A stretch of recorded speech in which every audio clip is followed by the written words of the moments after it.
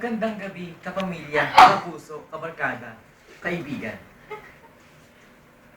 Tunghayan natin at pasukin ang Bibal Diwa Publishing House. Tara, Habang kinakain mo ano yun? tara, pasok tayo. Bro, yung habang kinakain yung ano. Yung lumpia. Brad, yung may lumpia dyan, may lumpia. Dali, pagka pini-interview na kayo, one on one yung CEO. Tapos mamaya po yung CEO. Wala ko, wala akong ginagawa. Yung mga tauhan muna. Tara't pasukin natin dito sa Powerhouse. Pam, pam, pam, pam, pam, pam, pam. Natayo ang Bibal Diwa noong year 2005 sa pamumuno ni Mr. Christian Lina at ang CEO na si Miss Ellen Batista. Silang dalawa ay nagtulong at nagsabunutan din matapos maitayo ang Bibal Diwa Publishing House. Sa ngayon ay meron ng 1,000 branches ang Bibal Diwa Publishing House hindi lamang sa Pilipinas, pati sa Mars, Jupiter, Saturn, at pati ang dwarf planet na Pluto. Interviewin natin ang mga dating bilanggo na ngayon ay binigyan nila ng pagbabago. Salamat daw sa Bibal Diwa Publishing House. Tanungin natin ang dating galing ng Pilipid. Kamusta ka nung ikaw ay nakalaya? Ay, makapag-wasok na Ako ay lubhang nasiyahan Lumpok. at ako po Lumpo isang nga eh. lumpo talaga. Kaya ako po yan dito sa isang gigil. Ako po tigatugtog lamang nila. Pero sinesweldohan po nila ako ng kape. Kaya ako po yung masayang masaya. Yun. So, bali, sino yung nakakita sa'yo nung bagong laya ka? Ako po yung nagmakaawa kay Mr. Christian Lina, RN. Kaya ako po yung masayang masaya. Maraming salamat. Ayun. Maganda ang kanyang pagpapaliwanag. Siya ay dating preso na ngayon ay tigatugtog na ng Bibal Diwa Publishing House. Tanungin naman natin ang floor manager ng Bibal Diwa, si Mr. Alexis. Wala akong alam dyan. Wala daw siyang alam. Tanungin natin ang operation manager ng Branch 1 sa Tawi-Tawi. Si Miss Francel Marquez. Kamusta naman ikaw nung hindi ko pa nagkatrabaho sa Bibal Diwa? Busy ako. Busy ako. Pa-interview ka, powerhouse to. Wala na kaming ginagawa. Marami Kasalukuyang madam. Kasalukuyan ay marami siyang ginagawa.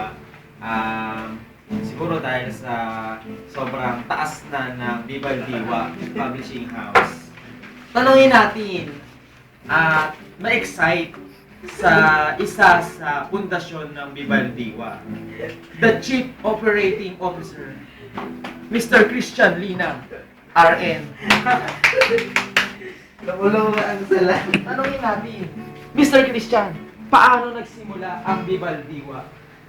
Nagsimula ito sa isang sunog. Yan, simula rin sa isang sunog.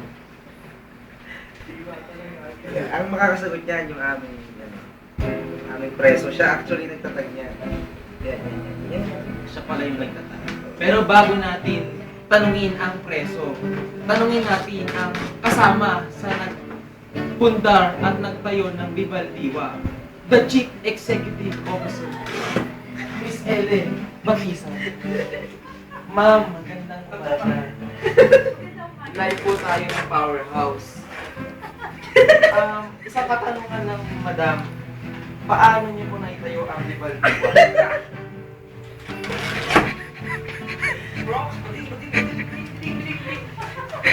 Hindi ako makasagot eh. Hindi ako makasagot.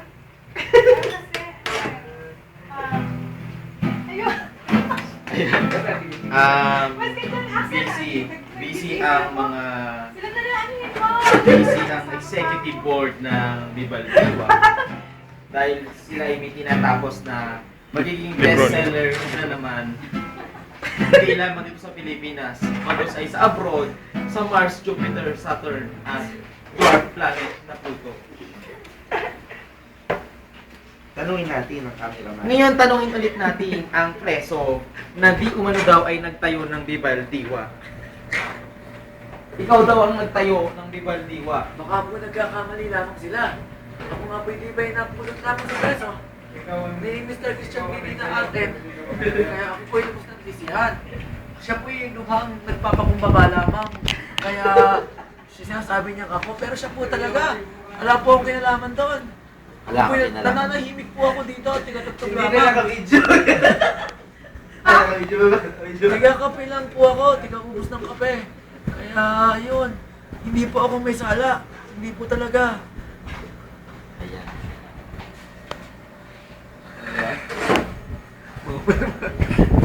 Hindi raw siya ang may sala. Ngayon ay tapos na ang powerhouse. Napasok natin ang top caliber publishing house Dito sa Pilipinas, ang Bibal Diwa. Muli, Mel Chongo. Live sa publishing house ng Bibal Diwa. Powerhouse.